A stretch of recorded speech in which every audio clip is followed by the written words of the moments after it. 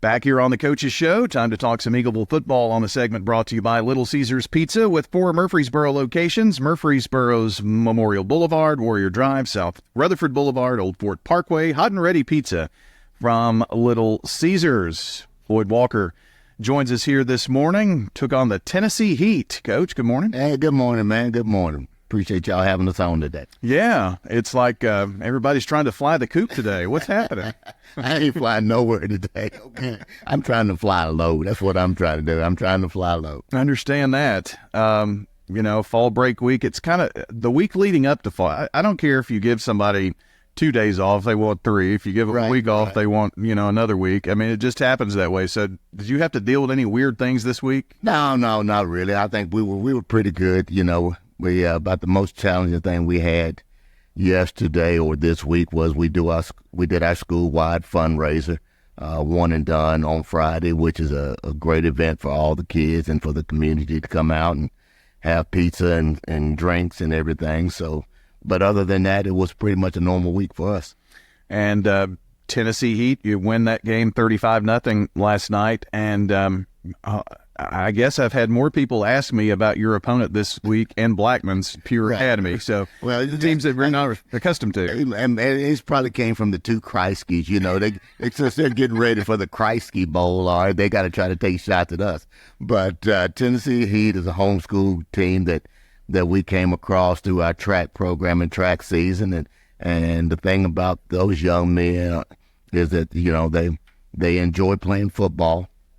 Coach Scott and his staff does a tremendous job of instilling character in those young men. And I tell you what, maybe the score doesn't really show it, but they are a competitive group of young men, and our kids did have to play hard. It wasn't like we just walked in and controlled the ball game at the very beginning, because it wasn't until in the fourth quarter until we actually got the clock to run for us. Is this being a homeschool team? These kids just kind of come together, but they're not part of any league. They put their whole schedule together, that kind of thing. Right? And I don't know all the ins and outs of how they form their group. I do know that they can come from anywhere. Most of them come from right around here in the mid-state. I know there is a fee for them to pay to play. But again, it's an opportunity for kids to actually participate in a game of football. So if it allows kids to do something that's productive for them, then I'm all for it. Yeah, and I know a few years ago when we had smaller region sizes, it was hard to fill up a 10-game schedule. It is. I mean, it's still kind of hard for us when you're talking about, a 1A or a 2A school, because now what you got to look into is, with the region that we're in, it's spread out as it is, that you don't really want to get into another non-region game that you have to travel an hour and a half, 2 hours. Yeah. So you want something that's close for your kids to hop on the bus and get to, and you also want something that's close for your fans and your student body to be able to travel to as well. Do they have a home place that they play, or? We played them at home, and they use the old Mount Juliet High School, which is now the Mount Juliet Middle School, because they're based out of Mount Juliet. So you went there last year. We went there last year, and we got new contracts getting ready to come up, and there'll be new regions coming out sometime in November, and it'll be one of those deals to where we may try to keep this series going with them. But that's just something that we're going to visit with later on down the road.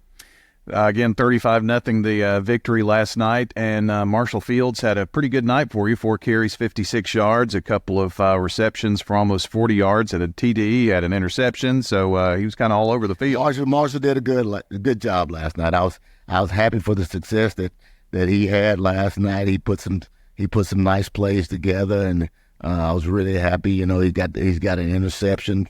I think that may have been his first one of the year, where he did a nice job of recovering and not giving up on the ball. He did a great job of playing the ball in the air. So I was pleased with his performance, but I was pleased especially with our defensive side last night. I thought our kids rallied to the football really well. Some things broke down, but you saw people flying to get the ball on the ground, and then we eventually ended up with the shutout. Nolan Lane had an interception as well. Of course, Marshall Spann is Marshall Spann. He tackles. Yeah, he makes tackles. He makes a lot of them, and Again, you can't say enough about Marshall and what gets put on him week to week defensively with the checks and everything that we do. So you're happy that he's on your side. You're happy that he wears maroon and white, and you're happy for the way that he's been able to play his senior year. Floyd Walker with us as we talk Eagleville football. Coach, getting a shutout, I don't care who the opponent is, it's hard to do, isn't it? It is, especially when they've got a wide open spread offense where they want to get the quarterback involved in the run game, which is hard to account for a quarterback run. But they spread you out from boundary to boundary, and they try to make you defend sideline to sideline and end zone to end zone. And I thought our guys accepted the challenge last night, and I thought they really enjoyed playing with one another last night. So we're a lot of Braves fans around here. Does Caleb go by the last name Snit? Do you call him Snit? No, we don't. Oh, okay. No, we don't call him that. We never really even thought about that, but that may be something that we may look into when we get back on the break. Well, that's a shame because that'd be a good nickname. Caleb Snitzer, 18 carries, 108 yards, 3 touchdowns.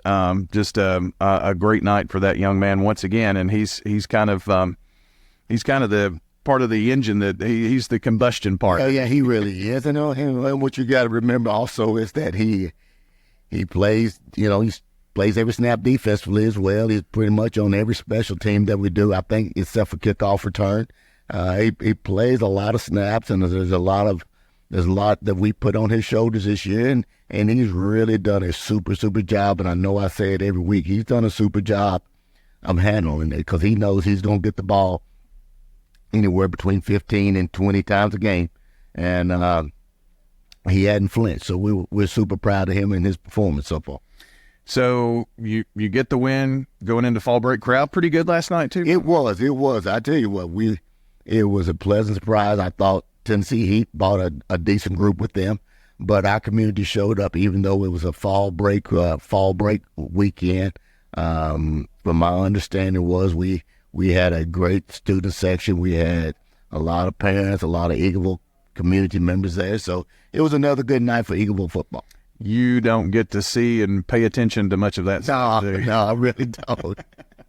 A lot of times people say, "Hey, did you hear so-so?" I'm like, "No, I didn't hear a thing." Not a thing. Well, this is kind of it's hard for me to believe, and we've only got 3 regular season games left after last night's games, but 4-3, 2-2 in the region, right. and coaches, we kind of look ahead just a little bit. I know you don't have anything this next week, and we'll talk about how you handle fall break, but looking ahead, you still have things in your control. We do, and that's the big thing about it. Everything that's out there for us to achieve is on us. It's one of those deals to where you got 3 left, you got 1 at home, 2 on the road. The 1 at home is a non-region game versus Loretto. Then you go on the road for 2 games versus Cornersville and Richland. I think Richland may be leading the region right now, but it's one of those deals to where you can't think about anything except for what's next, who's next, and that's the way we're going to approach it. Well, I mean, you definitely can't afford to look ahead, but Richland, Moore County, then your Eagles, Wayne County, Cornersville, Huntland, Collinwood is kind of the lineup as we go into this next week. So you still have, we got work to do. A lot of work. Yeah, we got some work to do. Yes, sir. So fall break and after fall break, your opponent is Loretto, that non-league game, and your last home game because the last 2 are on the road, like I mentioned. But how do you handle this week? People are going to be gone. Everybody needs a little time away. It's a break for coaches too. So what's the Eagleville plan? We'll do our plan the same way we've been doing it for probably the last six years or so, is that we'll be off completely the entire fall break. We won't be back together again until Monday, October 14th. So it's on the kids to make sure they get some conditioning in, but it's a great time for them to allow their bodies and some of the bumps and bruises to heal up. But we're still a little bit banged up, so hopefully that'll give a couple of kids an opportunity to come back fresh and healthy. I'm not sure that a lot of people understand about how important fall break is just to get right mentally and heal up, because I mean, these kids and the coaches, you all have been going since right after the 4th of July. Well, I mean, it's a grind, and everybody talks about the dead period and having 2 weeks off, but, is it really? Because, you grind the whole month of June, you get those 2 weeks off, but your mind's not far from it. So, I mean, it's you talk about the physical toll that it holds on you, but mentally and emotionally, it's hard because every day in the back of your mind, I got to do this, I got to do this. Even going into fall break, kids know that they got to get out. They're going to have to find a place to live. They're going to have to find a place to condition.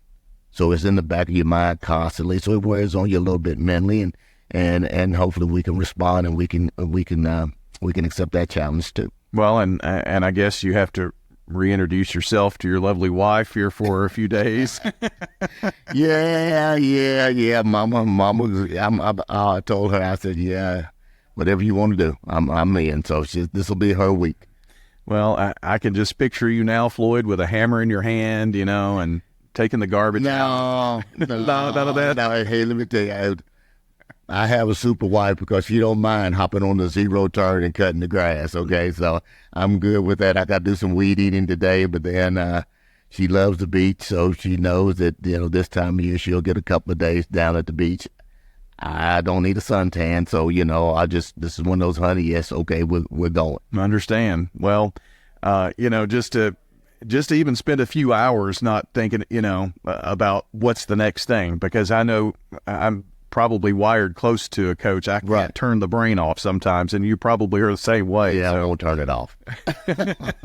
I won't turn it off. Well, at least maybe you could be distracted for a little bit, that helps. Hey, man, well, I'll just make sure that she has a good time and, and let her get away from her job for a little bit, and so she can get her mind off of her job and what she does for a living, and that'll be good enough for me. But I won't bring up football, but she's more apt to bring it up than I am. Well, she's like your sports information director. I can tell you that, helping us out with stuff. Coach, I hope you do have a good week, and we won't have a coaches show next week just to let folks know that are listening in, but we will the following on the 19th, and hopefully talking about a big win against Loretto and that push toward playoffs and finishing up a good region run. Well, we appreciate it, Brian. I like to tell Dennis Pugh, he's our custodian. I think everybody's read about Dennis Pugh. I meant to mention that. I'd like to, wish him a speedy recovery. We're all thinking and praying for you, Dennis, and we miss you on the Chain Gang group too. So yeah, we'll see you soon, brother. I bet so. Well, there's a really cool write-up on our website about Dennis. If you want to go back and read that, just search it up